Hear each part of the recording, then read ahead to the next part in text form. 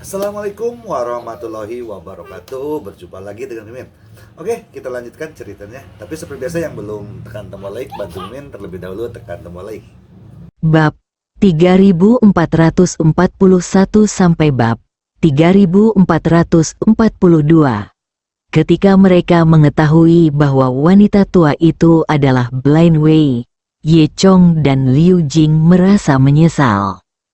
Siapa sangka wanita tua seperti itu adalah si buta Wei yang legendaris.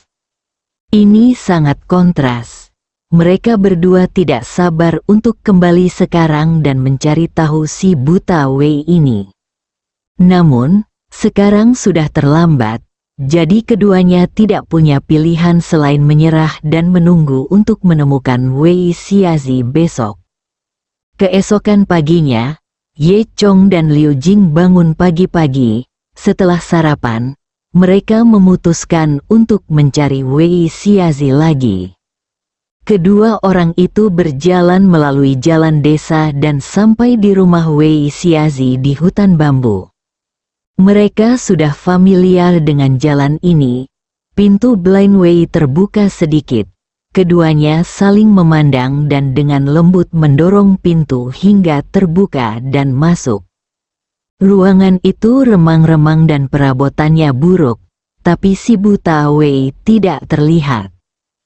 Ye Chong dan Liu Jing bingung ketika tiba-tiba beberapa sosok putih melompat keluar dari segala arah dan mengepung mereka. Ye Chong tercengang.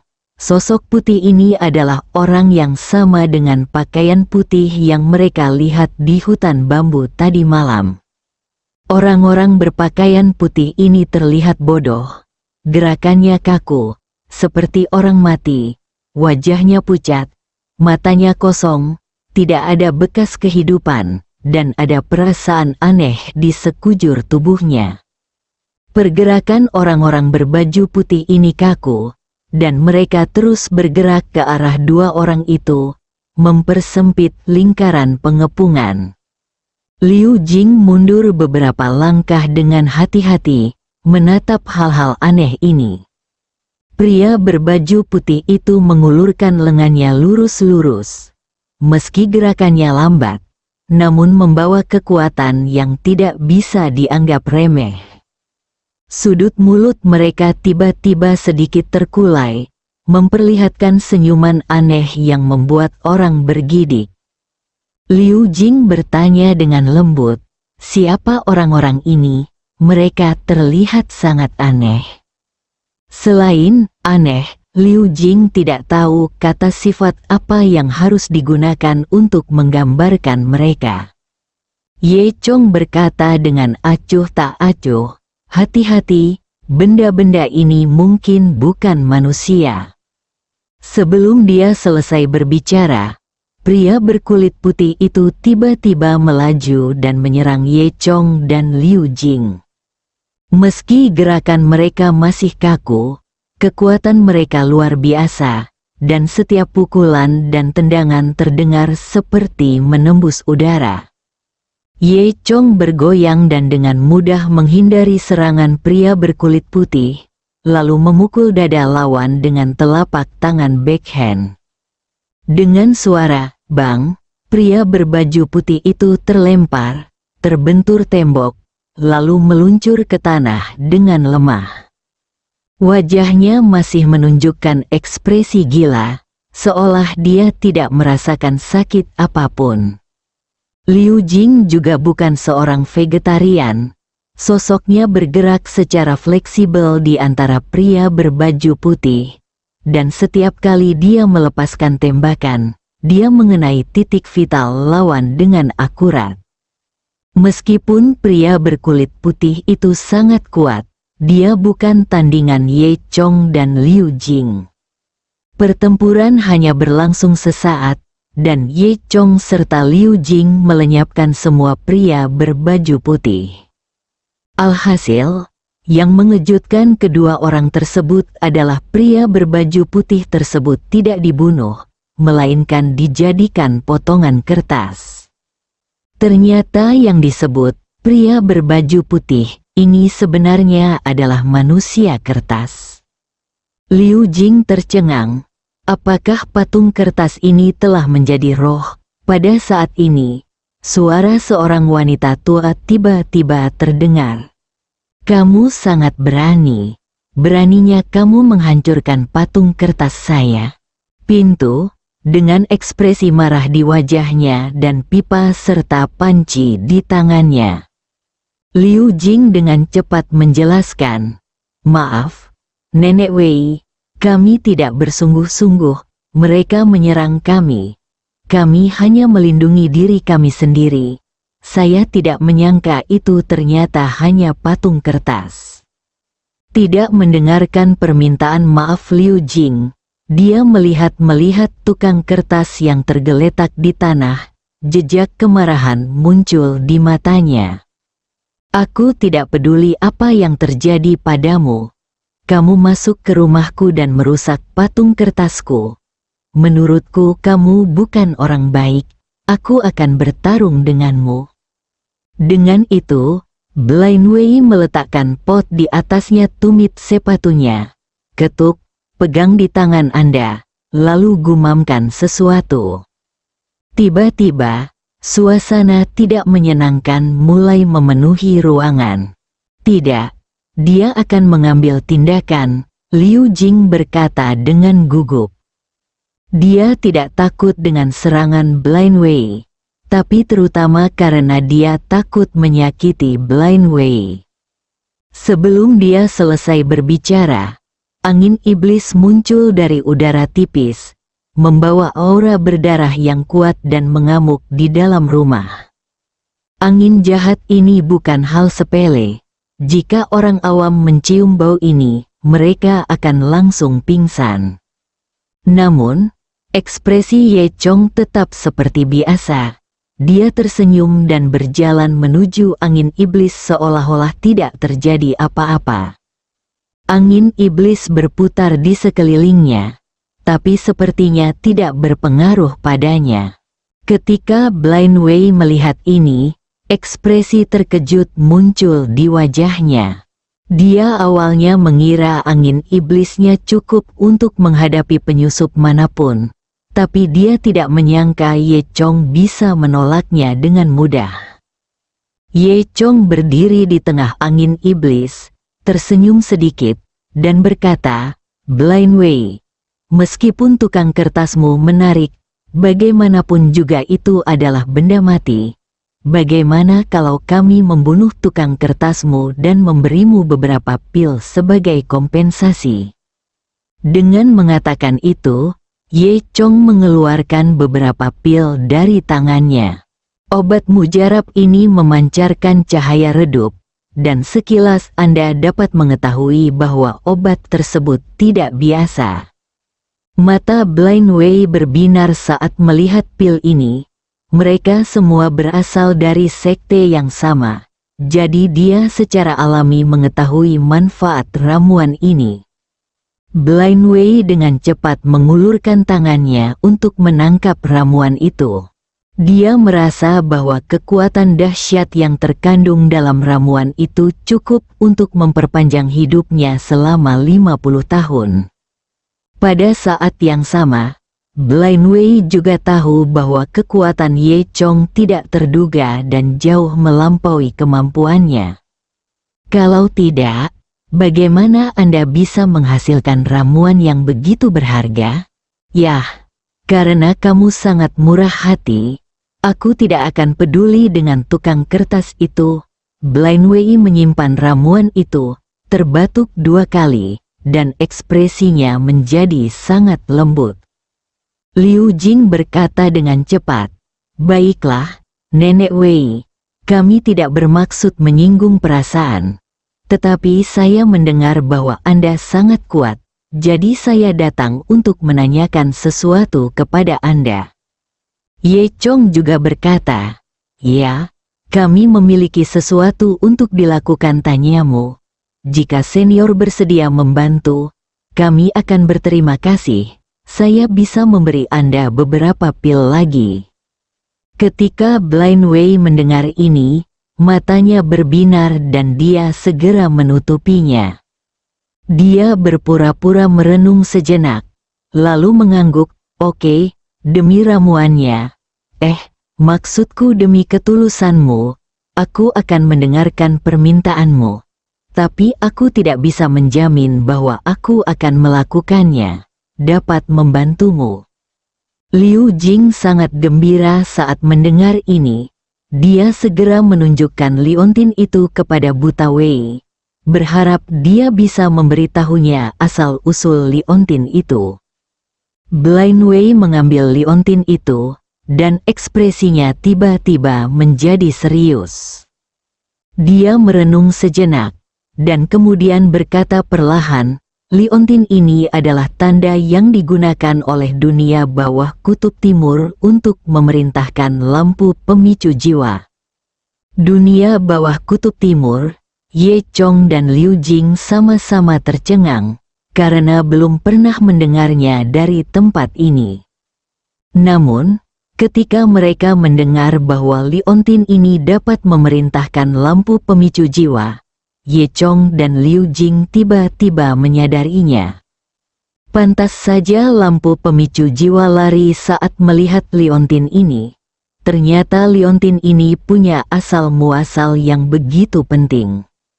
Semua lentera perangsang jiwa yang nyata harus mematuhi perintah liontin, apalagi lentera kecil perangsang jiwa yang liar di sekolah menengah Stonewall. Di manakah Hades Kutub Timur? Liu Jing bertanya dengan rasa ingin tahu. Apakah ini neraka? Wei yang buta tersenyum. Dia berkata, dapat dikatakan bahwa prototipe dunia bawah adalah dunia bawah kutub timur. Setelah mendengar ini, Ye Chong dan Liu Jing menunjukkan sedikit keterkejutan di wajah mereka. Kemudian, wajah Blind Wei menjadi misterius. Dia merenung sejenak dan mulai menceritakan legenda tentang Hades Kutub Timur. Dongji Hades adalah tempat misterius dengan sejarah panjang, bahkan lebih tua dari dinasti manapun yang kita kenal. Beberapa orang mengatakan bahwa neraka didasarkan pada Dongji Hades. Orang-orang di sana semuanya menakutkan. Cara untuk mencapai surga dan menyadari Tao, tetapi cara untuk menjadi iblis. Ini adalah pertama kalinya Ye Chong mendengar pepatah ini. Cara naik ke surga dan menjadi dewa secara alami mengacu pada cara yang Ye Chong latih saat ini. Atau dengan kata lain, ini adalah cara yang dipraktikkan semua orang di dunia seni bela diri. Lalu dunia bawah apa yang menjadi iblis ini? Memikirkan hal ini, Ye Chong mau tidak mau bertanya dengan rasa ingin tahu, apa jalan bawah tanah untuk menjadi iblis? Blind Wei tersenyum dan berkata, saya melihat bahwa Anda semua adalah orang-orang di dunia seni bela diri, dan Anda juga tahu tujuan akhir dari kultivasi Anda adalah untuk naik ke surga dan menjadi dewa. Namun, beberapa orang dengan talenta rendah tahu bahwa tidak ada harapan dalam kultivasi, jadi mereka mengambil jalan lain dan memasuki dunia bawah untuk menjadi iblis. Saya mendengar bahwa budidaya menjadi iblis lebih sulit daripada menjadi dewa. Ini jauh lebih mudah, dan siapapun dapat mempraktikkannya, selama mereka bekerja cukup keras. Itu bukan hanya untuk orang jenius. Jadi, mereka yang benar-benar menjadi iblis, tidak kalah kuatnya dengan mereka yang menjadi dewa. Inilah sebabnya keberadaan Hades Kutub Timur. Setelah mendengarkan cerita Wei Xiazi, mata Ye Chong dan Liu Jing terbuka. Saya benar-benar tidak pernah membayangkan bahwa ada cara lain untuk berlatih kultivasi di dunia ini. Ini bahkan tidak dicatat dalam The Legacy of the Dragon God, karya Ye Chong. Namun, Ye Chong ingat dengan jelas bahwa dalam Warisan Dewa Naga, Memang ada banyak metode budidaya yang tidak biasa. Mungkinkah ini ada hubungannya dengan cara menjadi iblis? Ye Chong bingung. Tapi ketika dia bertanya lagi pada Blind Wei, dia tidak tahu detailnya lagi. Bagaimana kamu tahu ini? Ye Chong bertanya dengan rasa ingin tahu. Saya khawatir sebagian besar tetua di dunia seni bela diri tidak mengetahui tentang dunia bawah kutub timur ini. Bagaimana Wei Buta di desa pegunungan ini mengetahuinya? Wei Buta tidak menyembunyikan apapun, dan berkata dengan bangga, sejujurnya, nenek moyang saya berasal dari Hades Kutub Timur. Mereka baru diwariskan selama lebih dari 10 generasi. Keterampilan budidaya nenek moyang saya telah hilang. Saya hanya ini tipuan untuk membodohi orang. Ye Chong dan Liu Jing tiba-tiba menyadari bahwa tidak heran Wei Xiazi memiliki keterampilan yang aneh. Liu Jing terus bertanya, lalu apa hubungannya dengan lentera pemicu jiwa? Blind Wei melanjutkan, pintu masuk ke dunia bawah kutub timur dijaga oleh 3 lentera pemicu jiwa. Legenda mengatakan bahwa 3 jiwa lentera pemicu berasal dari dunia bawah. Faktanya, begitulah kejadiannya. Itu dia, Liu Jing mengangguk. Blind Wei melanjutkan, lampu pemicu jiwa ini bukanlah masalah kecil. Mereka dapat mengendalikan jiwa orang mati. Bahkan dibandingkan dengan iblis-iblis di dunia bawah, kekuatan mereka tidak jauh di belakang. Dan Liontin ini adalah satu-satunya benda yang dapat mengendalikan lampu yang membangkitkan jiwa. Liu Jing tiba-tiba menyadari bahwa inilah masalahnya. Kamu selalu mengatakan bahwa orang-orang di dunia bawah Ji Timur sangat kuat. Tapi sepertinya kamu belum pernah mendengar tentang mereka. Kilatan ketidaksenangan muncul di mata Blind Wei. Itu karena kamu tidak tahu. Dia berkata perlahan, biar ku beritahukan padamu. Dalam sejarah, orang-orang dari Hades Kutub Timur muncul beberapa kali. Dan setiap kali itu menyebabkan kejutan besar. Liu Jing bertanya serempak. Blind Wei mendengus. Tentu saja, Jenderal Netherworld, 500 tahun yang lalu bisa memanggil pasukan Andit sendirian dan menyapu seluruh wilayah utara. Tidak ada yang bisa mengalahkannya. Sarjana, 300 tahun yang lalu, dia menggunakan sastra dan seni bela diri, dan dapat menulis hidup dan mati dengan pena. Dikatakan bahwa dia pernah memusnahkan sekte yang kuat dengan satu artikel. Sejak itu, ada sebuah buku kehidupan dan kematian. Yang terbaru adalah ketika leluhur Sungai Darah muncul di dunia 200 tahun yang lalu. Dia mempraktikkan Dharma Sungai Darah, yang dapat mengalirkan sungai dan mengubah ribuan mil daratan menjadi gurun liu. Jing tercengang saat mendengar. Ini, ceritanya terdengar seperti mitos. Tapi dia tahu bahwa si buta Wei mungkin tidak akan berbicara omong kosong. Ye Chong juga berpikir keras. Awalnya, dia mengira dia telah melihat sekilas cara berkultivasi di dunia ini. Tapi sekarang sepertinya dia masih tahu terlalu sedikit. Wei Xiazi akhirnya menyimpulkan, singkatnya, meskipun orang-orang di Hades Kutub Timur sangat kuat, mereka jarang menginjakkan kaki di dunia manusia. Ada kesenjangan yang tidak dapat diatasi antara dunia mereka dan dunia kita, dan itulah lampu pemicu jiwa. Ye Chong dan Liu Jing saling memandang dan menyadari bahwa liontin di tangan mereka bukan hanya sebuah liontin, tetapi sebuah benda yang sangat penting. Nenek Wei, tahukah kamu dari mana asal liontin ini? Saya telah memakai liontin ini sejak saya masih kecil, tetapi saya tidak pernah tahu asal-usulnya.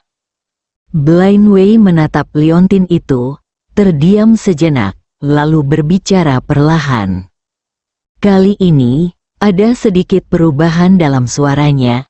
Saya tahu liontin ini. Saat dia mengatakan itu, dia melihat ke arah Ye Chong di sebelahnya.